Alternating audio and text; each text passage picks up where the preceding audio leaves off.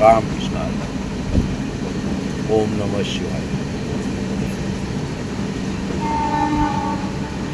आता आपण चारधाम यात्रेचा आजचा हा दुसरा दिवस आहे. सूर्योदय झालेला आहे, सकाळच्या 6 वाजलेले आहे आणि आता आपण महाराष्ट्र, मध्य प्रदेश आणि या दोन्ही राज्यांच्या सीमा ओलांडून आपण प्रवेश करत आहोत दिल्ली. आणि आज दुपारी 12:30 वाजेपर्यंत जाणार आहोत हरिद्वार. कारण ट्रेनचं नावच आहे लोकमान्य टिळक टर्मिनल ते हरिद्वार. सूर्योदय नुकताच झालेला आहे आणि हा दिल्लीचा हजरत बल स्टेशन येतं दिल्लीचं, ते थोड्याच वेळात येईल.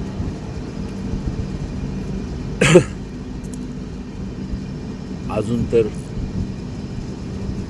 जांभळं पडलेली आणि आम्ही दिल्लीपर्यंत आहोत. मध्य प्रदेशला असताना काही ठिकाणी पाऊस पडलेला आहे थोडा थोडा, पण तो शिडकावा झालेला आहे आणि त्यामुळं जो जांभळाचा अत्यंत पडलेला सडा हा आपल्याला दिसत आहे.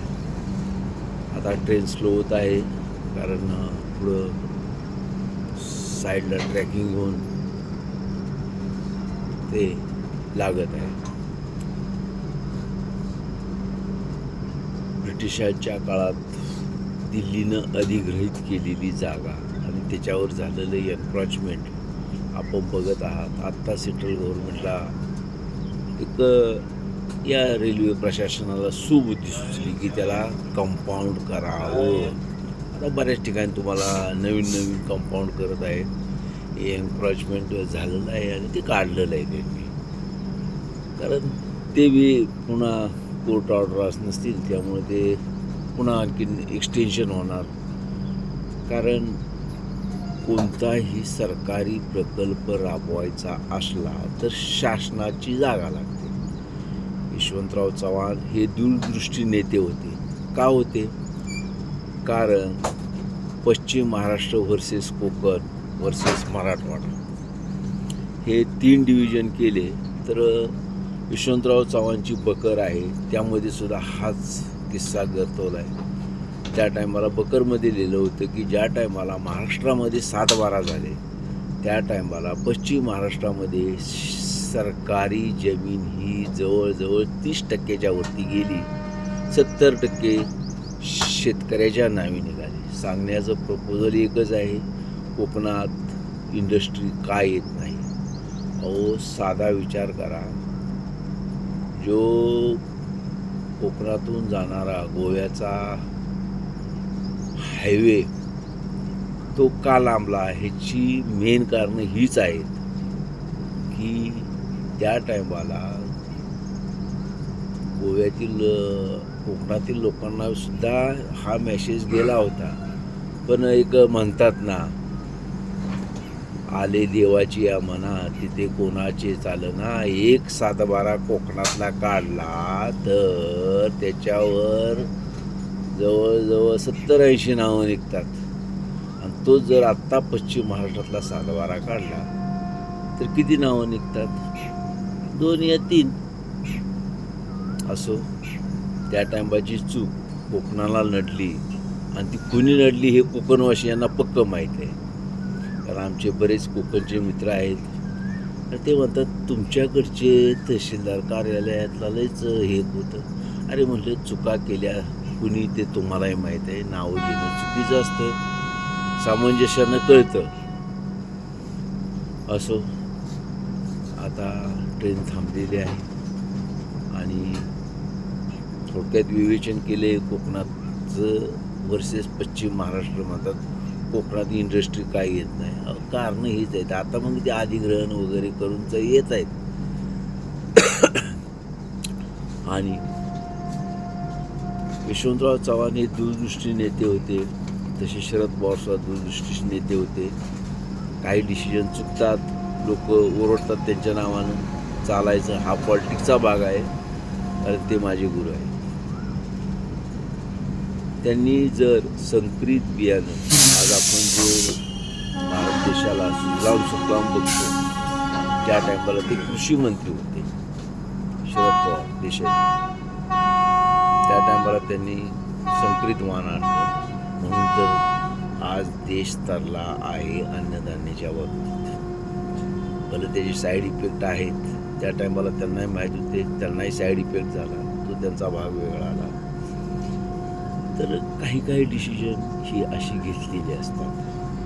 सामंजस्य हे माणसाकडं पाहिजेच, आणि तुम्ही कालानुरूप बदल नाही केला तर तुमचा नोकरी होतो हे सुद्धा लक्षात ठेवा. आता गाडी ट्रॅकला थांबले ते जे दिसत आहेत ते सगळी गोडाऊन आहेत, आणि शासनाला म्हणजे सेंट्रल गव्हर्नमेंट आता उशिरा जाग आली आणि अधिग्रहित केलेले एन्क्रोचमेंट काढायचा प्रयत्न केलेला आहे. आता कुठलाही प्रकल्प राबवताना शासनाची या सेंट्रल गव्हर्नमेंटची जमीन ही पाहिजेच. आणि मेन कळीचा मुद्दा हा मातृभूमी असते. बळीराजा. धन्यवाद. आपण जर चॅनल सबस्क्राईब केलं नसलं तर अवश्य सबस्क्राईब करा. जय हिंद, जय महाराष्ट्र. आता इथून पुढं तुम्हाला जे काही व्हिडिओ दिसतील ते हरिद्वारचे दिसतील, आणि आमचे जे संयोजक आहेत त्यांचा हरिद्वारला कसं असेल त्याचे व्हिडिओ मिळतील. लाईव्ह सेशन देण्याचा आम्ही प्रयत्न करतोय, पण नेटचा प्रॉब्लेम आहे, त्यामुळं होणार नाही याची क्रिएटर दक्षता घेत आहे, कारण इथं वायफाय मिळणार नाही, आणि आहे ह्याच मोबाईलवरून आम्हाला हे व्हिडिओ शूट करावे लागत आहेत.